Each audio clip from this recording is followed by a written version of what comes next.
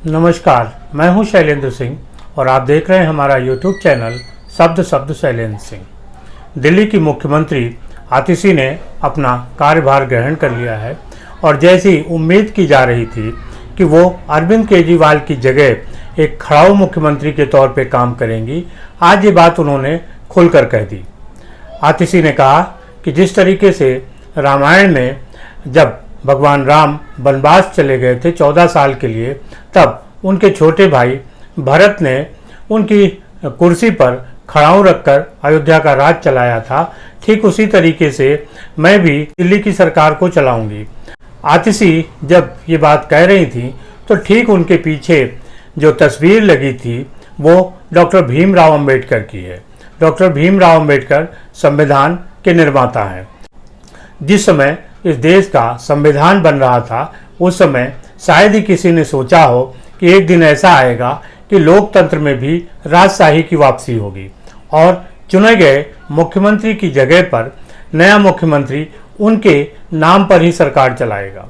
देखकर संविधान निर्माता भी बहुत भौचक्के होंगे और सोच रहे होंगे कि उन्होंने किस तरीके का संविधान बनाया था, लेकिन राजनीतिक सुचिता ने उस संविधान को कहां से कहां पहुंचा दिया है।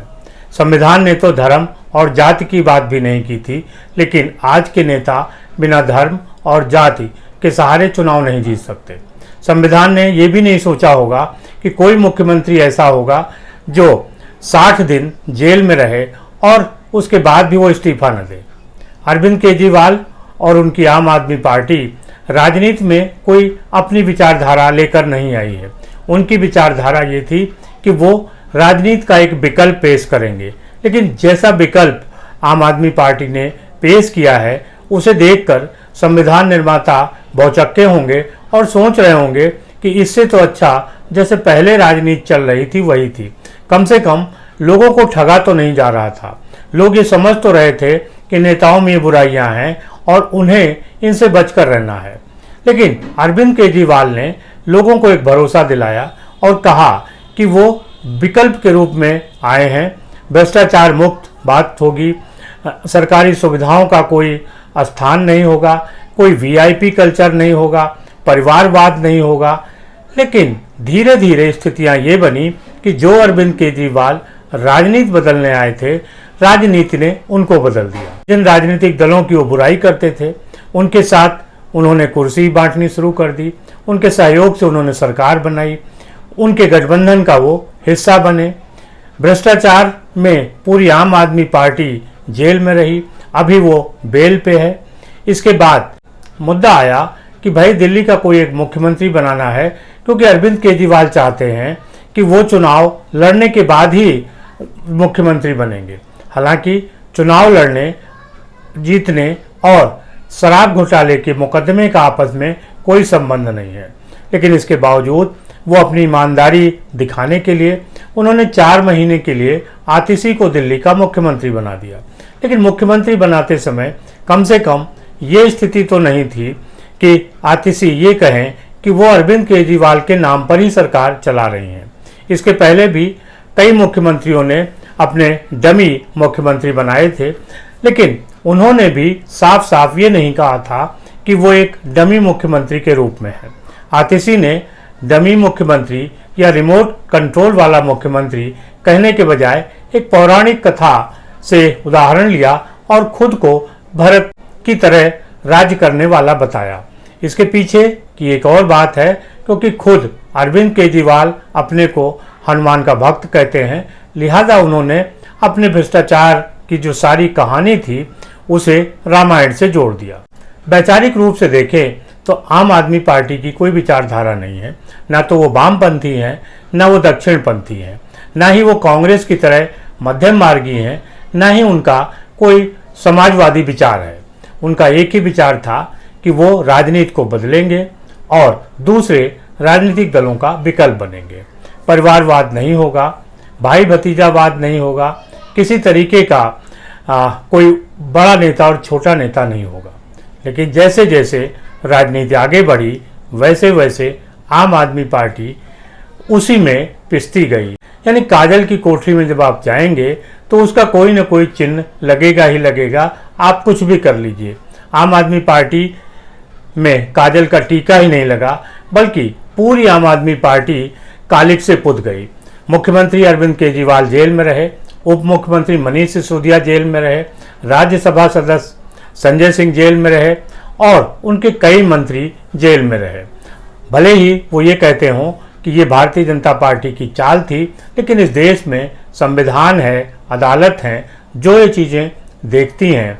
और जिस तरीके से जेल में रह के अरविंद केजरीवाल ने दिल्ली की सरकार को चलाया, मुख्यमंत्री बने रहे, उससे हास्यास्पद और विवादास्पद शायद ही कोई उदाहरण दूसरा देखने को मिले। और अब जब उन्होंने आतिशी को मुख्यमंत्री बनाया तो आतिशी ने मुख्यमंत्री के कार्यालय में ही 2 कुर्सियां लगवाईं। एक कुर्सी पर वो खुद बैठी और दूसरी कुर्सी जो उनसे बड़ी थी वो मुख्यमंत्री की थी, वो खाली रखी गई। और आतिशी ने कहा कि ये कुर्सी इसलिए खाली है क्योंकि जब दिल्ली के चुनाव होंगे 4 महीने बाद, तब अरविंद केजरीवाल वापस आके इस कुर्सी पर बैठेंगे। अरविंद केजरीवाल बड़ी खिलाफत करते थे जब सोनिया गांधी यूपीए की चेयरपर्सन थी और डॉक्टर मनमोहन सिंह प्रधानमंत्री थे।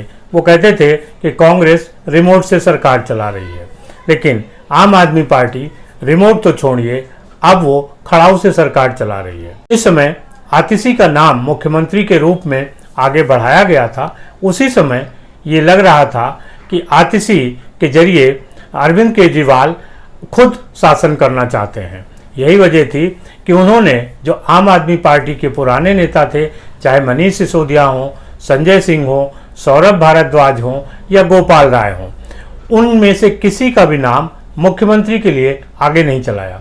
मज़ेदार बात यह है कि इनमें से किसी नेता ने इस बात का खंडन नहीं किया कि वो मुख्यमंत्री नहीं बनना चाहता। इससे साफ है कि इन सभी नेताओं के मन में मुख्यमंत्री बनने की लालसा थी, लेकिन अरविंद केजरीवाल को लगा कि अगर ये कद्दावर और मजबूत नेता मुख्यमंत्री बन जाएंगे तो ये कुर्सी नहीं छोड़ेंगे। लिहाजा उन्होंने एक ऐसा कैंडिडेट चुना जो भरत की तरह उनकी कुर्सी खाली रख के दिल्ली की सरकार चला सके, और ये काम आतिशी ने कर दिया। बहुत सारे लोग ये सोच रहे थे कि दिल्ली की नई मुख्यमंत्री आतिशी दिल्ली में कुछ नया करेंगी जिससे कि वहाँ की जनता को राहत मिलेगी, लेकिन अब जब आतिशी ने घोषित कर दिया है कि वो भरत की तरह राज करेंगी, तो उससे लोगों की नाउम्मीदें बढ़ गई हैं। लोगों को लग रहा है कि अब वो सिर्फ 4 महीने टाइम पास करेंगी, यानी रिमोट मुख्यमंत्री, टाइम पास मुख्यमंत्री, डमी मुख्यमंत्री, जो भी कह लीजिए, लेकिन आतिशी का कहना है कि वो भरत की तरह अयोध्या का जैसे राज चलाया था भरत ने, उसी तरह वो दिल्ली की सरकार को चलाएंगी।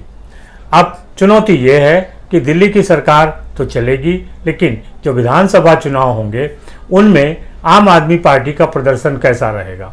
2024 के लोकसभा चुनाव में आम आदमी पार्टी और कांग्रेस दिल्ली में मिलकर चुनाव लड़ी थी और वो चुनाव हारी। एक तरफ आम आदमी पार्टी कांग्रेस की अगुवाई वाले इंडिया गठबंधन का हिस्सा है, दूसरी तरफ वो तमाम राज्यों में कांग्रेस से अलग होकर चुनाव लड़ रही है। ये दोहरी स्थिति आम आदमी पार्टी के सामने है और इससे साफ है कि सिर्फ दूसरे दलों के साथ संबंध में ही आम आदमी पार्टी दोहरी स्थितियों को जी नहीं रही है, वो अपनी पार्टी के अंदर भी एक दोहरी नीतियों को जी रही है। यानी आतिशी को मुख्यमंत्री भी बनाया है और आतिशी मुख्यमंत्री हैं भी नहीं, वो सरकार चलाएंगी अरविंद केजरीवाल के नाम पर। अब संविधान के बनाने वाले सोच रहे होंगे कि ऐसी स्थिति की तो हमने कभी कल्पना नहीं की थी। बहरहाल आतिशी भरत के रूप में किस तरीके से दिल्ली की सरकार को चलाएंगी, अगर आपको कुछ लग रहा हो तो ज़रूर बताइएगा। शुक्रिया, धन्यवाद।